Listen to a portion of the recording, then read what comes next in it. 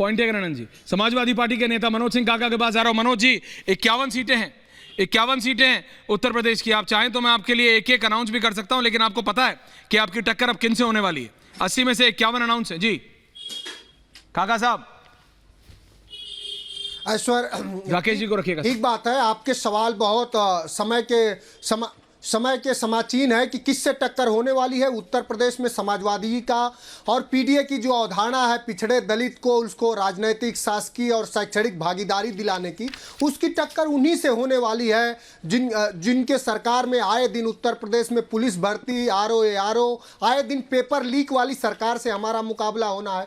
हमारा उस सरकार से मुकाबला होना है जिस सरकार के योगी आदित्यनाथ के नेतृत्व में उत्तर प्रदेश में सबसे ज्यादा कस्टोडियल डेथ होती है। उस सरकार से हमारा मुकाबला होने वाला है जो सरकार दलितों, पिछड़ों से और आदिवासी समाज से लगातार घिरा करती है। उस सरकार से हमारा मुकाबला होने वाला है जिस गृह मंत्री का आज टिकट सरकार ने अनाउंस किया है। तो उत्तर प्रदेश के किसान देख रहे होंगे कि जिस गृह मंत्री के बेटे ने उन्हें रौंदा थार से, उसको फिर पार्टी ने टिकट दिया है। लखीमपुर खीरी उत्तर प्रदेश का जो जनमानस है वो जान रहा है, और अखिलेश यादव जी की जो अवधारणा है पीडीए की, उसके साथ मजबूती से खड़ा है। उत्तर प्रदेश में तो लोग ये पूछ रहे हैं, अब मोदी जी से ये सवाल पूछ रहे हैं। अरे सुनो भाई, इतना व्यग्र न होइए।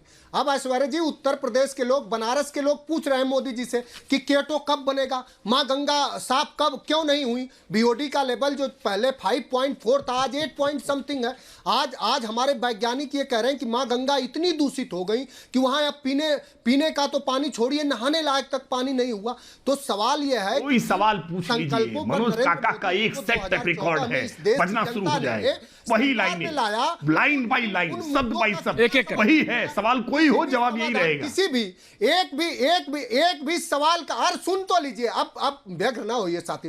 एक भी सवाल का उन्होंने समाधान किया क्या? 2 करोड़ रोजगार मिल गया है? रोजगार मिलना तो छोड़िए, रोज के रोज पेपर लीक हो रहे हैं। क्या उत्तर प्रदेश शिक्षा मित्र से लेकर के और उत्तर प्रदेश में लोगों का क्या समाधान हुए? क्या 1 रैंक 1 पेंशन हुआ?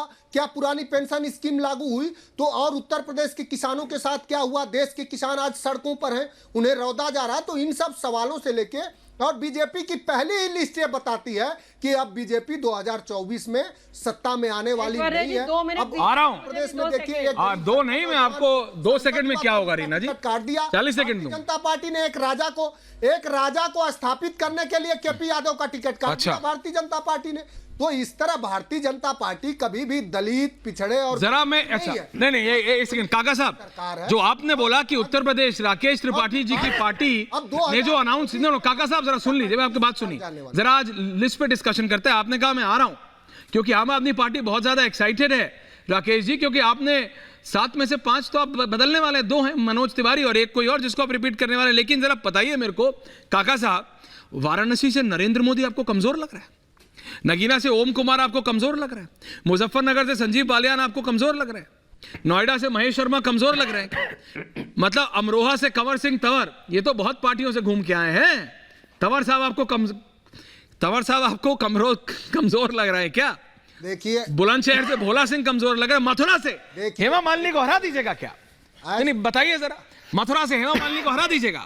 लखीमपुर खीरी आपने कहा बिल्कुल कंट्रोवर्शियल, अजय मिश्रा टेढ़ी। अरे भाई आप सुनिए तो, धौरारा से रेखा वर्मा, सीतापुर से राजेश वर्मा, हराइएगा क्या? सवाल के संदर्भ में जवाब लीजिए, दीजिए ना, जवाब लीजिए। मैं उसके बाद रीना जी के पास आ रहा हूं। देखिए ऐश्वर्य भाई जी, और आप उस बनारस की बात कहते हैं जो रैदास का बनारस है, जो कबीर का बनारस है। वो बनारस है इतने लाख जिसकी प्रधानमंत्री पिछली बार धारणा रही कि मन चंगा तो कठौती में। वो बनारस पूछ रहा है कि मैं केटो तो बना नहीं, कैंडिडेट कौन होगा? तो गई तो कैंडिडेट बता दीजिए। संदर्भ में लड़ेगी, जवाब देने के बजाय वो जनता को भीड़ रखी। अखिलेश यादव आएंगे और भारतीय जनता पार्टी उत्तर प्रदेश में, मैं बता रहा हूं, इस बार सबसे कम सीटों पर सिमट जाए। चलो देख लेते हैं, ओके देख लेते हैं। रीना गुप्ता इज एक्साइटेड, रीना गुप्ता बहुत खुश हैं।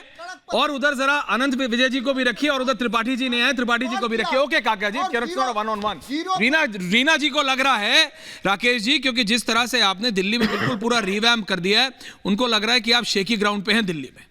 बांसुरी स्वराज, कमलजीत शेरावत, मनोज तिवारी, प्रवीण खंडेलवाल, रामवीर विदुड़ी। रीना जी बोल रही है, फिर राकेश जी जवाब दे रहे हैं। रीना जी और फिर त्रिपाठी जी के पास आ रहा हूं। रीना गुप्ता मैम, देखिए ऐश्वर्या जी, भारतीय जनता पार्टी की बातों में बहुत विरोधाभास है। एक तरफ तो वो कह रहे हैं कि भाई हम मोदी जी के नाम पे चुनाव लड़ रहे हैं, मोदी जी की गारंटी है। दूसरी तरफ कह रहे हैं कि हमने सर्वे करवाया, विनेबिलिटी जिसकी ज्यादा थी उसको टिकट मिला, जिसकी विनेबिलिटी नहीं थी उसको टिकट नहीं दिया। हकीकत यह है ऐश्वर्या जी कि इनके पास 10 साल का परफॉर्मेंस दिखाने के लिए धेले भर कुछ नहीं है और ये सोच रहे हैं कि जनता के सामने एक नया साबुन पेश करेंगे। जैसे होता है ना भाई, पिछली बार हमने जो तेल तुमको बेचा था। नहीं, पर आप एक बात समझिए, बालों के झड़ना रीना जी, रीना जी आप ही का सवाल है, कैंडिडेट कोई भी हो, इलेक्शन तो मोदी के नाम पे लड़ना है 5 साल के लिए बीजेपी। रीना जी, आप ही से सवाल है, रीना जी, नया साबुन कहाँ है? एग्जैक्टली। तो कैंडिडेट बांसुरी स्वराज हो या राकेश त्रिपाठी हो या फॉर अ चेंज, क्योंकि आजकल मतलब इधर उधर भी हो जाता है, रत्नाकर त्रिपाठी भी अगर कांग्रेस में आ जाए तो भी इलेक्शन तो मोदी के नाम पे लड़ना है, तो वो तो क्लैरिटी है, इलेक्शन तो नरेंद्र मोदी के नाम पे लड़ रहा है। और आपकी लोकसभा में जो हालत होती है वो आपने देखा है, विधानसभा में आप जीत जाते हैं, विधानसभा में आप इन्हें हरा देते हैं, धराशायी कर देते हैं। वो पुरानी बात है। अच्छा, नहीं चेंज है जी, वो पुरानी बात है, 5 साल पहले की बात है। हाँ।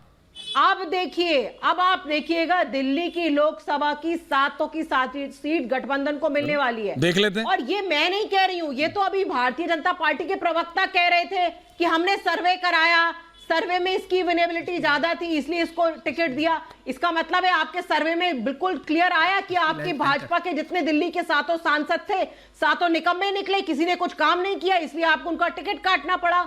वहीं दूसरी तरफ आप देखिए कि अरविंद केजरीवाल जी के काम से दिल्ली की जनता कितनी खुश है, और कल हमने जो इकोनॉमिक सर्वे दिया है उससे क्लियर है कि दिल्ली में, देश में एक तो पहले नंबर सबसे कम महंगाई है दिल्ली में पर कैपिटा इनकम देश में सबसे हाई है। कितनी सीट जीतेगी आम आदमी पार्टी? सरकार का बजट फिर भी मुनाफे में 120% बढ़ा है दिल्ली सरकार का बजट।